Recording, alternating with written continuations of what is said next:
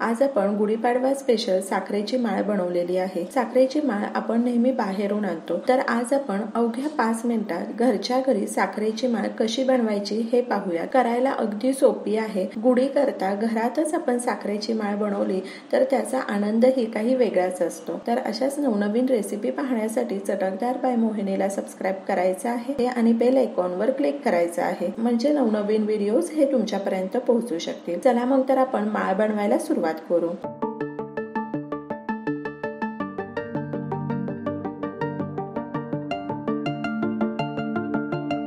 एक वाटी आपण साखर घेतलेली आहे आणि साखर बुडेल इतपत पाणी घेतलेलं आहे। पाक तयार करायला ठेवू। पाक तयार होईपर्यंत आप्पेपात्रांना तूप लावून घेऊ। आप्पेपात्रांमध्ये माळ केल्यामुळे ती झटपट तयारही होते आणि त्याला एकसारखा आकारही येतो।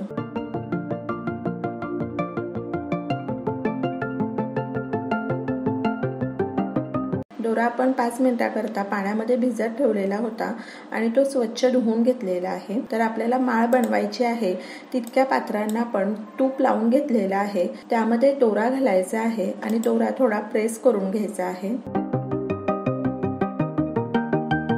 साखर विरघळलेली आहे, त्यामध्ये 2 चमचे दूध घालायचं आहे। दूध घातल्यामुळे साखरेमध्ये जर काही घाण असेल तर ती घाण वर येते। साखरेची माळ अगदी बाहेर सारखी पांढरी शुभ्र दिसते। दूध घातल्यानंतर 5 मिनिटाकरता उकळू द्यायचं आहे। वरती जी मळी आलेली आहे ही काढून घेऊयात।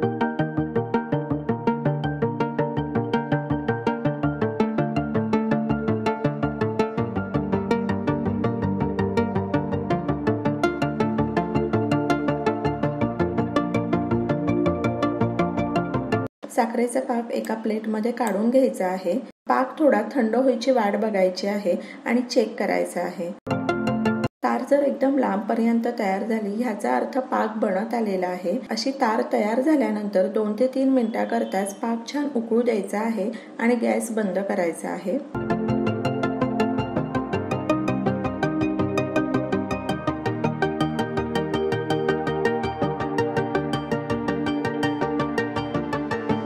आणि आप्पेपात्रांमध्ये पाक भरायचा आहे। साखरेचा पाक आहे, जर हा थंड झाला तर लगेचच त्याची गोळी बनणार आहे, तर त्यामुळे आपण ही प्रोसिजर फास्ट करायची आहे।